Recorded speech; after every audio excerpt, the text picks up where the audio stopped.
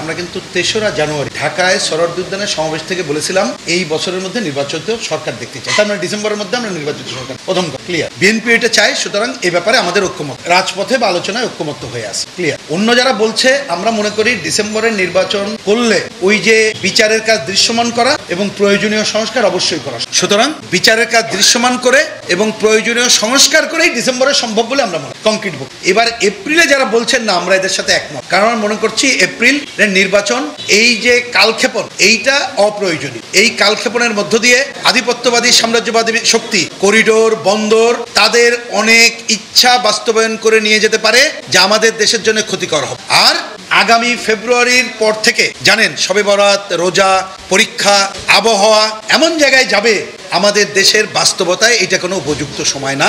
এইটা বরঞ্চ কোনো কারণে যদি আমরা এপ্রিল বা অন্য চিন্তা করি, তাহলে আমাদের সাধারণ হিসাব এইটা হয়তো আরো দূরে চলে যাবে। এটা হচ্ছে সুনির্দিষ্ট। এবার ছোট্ট দুইটা ক্লিয়ার, ও পয়েন্টে ছোট করবো। একটা হচ্ছে দেখেন, এটা একটু বলতেই হয়, বিদেশে অনেকদিন ধরে আমরা দেখছি যে বিদেশের মাটিতে কেউ গেলে পাল্টাপাল্টি হয়। আগেও আমরা দেখি, আমরা কমিউনিস্ট পার্টি মনে করি এটা না করতে পারলেই ভালো, এটা ভালো দেখায়। বিদেশের মাটিতে আমাদের যারা থাকে তারা কষ্ট করে অর্থ উপার্জন করে বিদেশে পাঠায়, বা তারা যে কোনো কারণে গেছে এবং এইটা বাইরের দেশে ভাবমূর্তিও ক্ষুণ্ণ হয়। কিন্তু অতীত দিনে আমরা দেখেছি যে সরকার ক্ষমতায় থাকে তার বাইরের শক্তি তার বিরুদ্ধাচরণ করে, পাল্টাপাল্টি হয়। এবারও আমরা এটা দেখলাম। এইটা না হলেই সবচেয়ে ভালো হয়, গণতন্ত্রের ভাষা অন্যভাবে করতে পারলেই ভালো বলে মনে হয়। কিন্তু এই যে একটা খারাপ সংস্কৃতি আমাদের মধ্যে আছে, এটা অল্প দিনে দূর হবে বলে আমরা দেখতে পারলাম না, আমরা চাই এটা দূর। আরেকটা কথা বলা হয়েছে একটা দলের কথা, তার নিষিদ্ধ।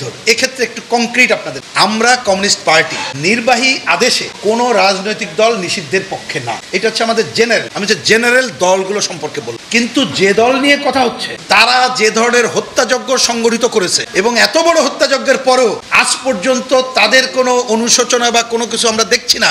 আমি তো দেখি তাদের বাংলাদেশে যে সর্বশেষ পরিস্থিতি, তাতে রাজনৈতিক অঙ্গনে এসে কথা বলারই তো নৈতিক অধিকারই তো তাদের দেখি, এবং তাদের তো কোনো কর্মকাণ্ড দেখছি না। আমাদের কাছে বরঞ্চ মনে করি যদি দ্রুততম সময়ে নির্বাচনের কাজটা আমরা করতে পারি, তাহলে দেখবেন এই পতিত শক্তি সামনে আসতে পারছে না। কিন্তু যদি কোনো কারণে নির্বাচন ডিলে হয়, তাহলে কোনো না কোনো অজুহাতে দেখবেন পতিত শক্তি হয়তোবা আবার সামনে আসার সুযোগ পাবে। আমি মনে করি এইটা জনগণের উপরে ছেড়ে দেওয়া উচিত, কে জনগণই তাদের বিষয়ে যা রায় দেওয়ার এইটা দেবে। আমরা যাতে যথাযথ দায়িত্বশীল আচরণ করতে পারি, সেটাই হবে আমাদের অন্যতম প্রধান কর্ম। ইতিমধ্যে বন্দর এবং করিডোর রক্ষার জন্য আমরা কিন্তু বামপন্থী শুধু না, এটা আপনাদেরকে বলি, ফেসবুকে প্রচার হচ্ছে বামপন্থী, কিন্তু আমি আজকে দায়িত্ব নিয়ে কথাটা বলছি। এইটা হবে, আমরা আগামী 14 তারিখ সভায় টাইটেল ঠিক করব, কিন্তু সাধারণভাবে ঐক্যমত্য এটা হবে দেশপ্রেমিক গণতান্ত্রিক জনগণের রোড মার্চ, ঢাকা থেকে চট্টগ্রাম 27 এবং 28 জুন। আমাদের করিডোর দেওয়ার বিরুদ্ধে, বন্দর লিজ, বিদেশি কোম্পানিকে লিজ দেওয়ার প্রতিবাদে আমরা দেশপ্রেমিক গণতান্ত্রিক জনগণের রোড মার্চ করব। তার মানে এই অন্তর্বর্তীকালীন সরকার দেশ বিরোধী কোনো কাজ করলে তার বিরুদ্ধে আমরা সংগ্রাম, আমরা কিন্তু অলরেডি মাঠে আছি এবং করছি।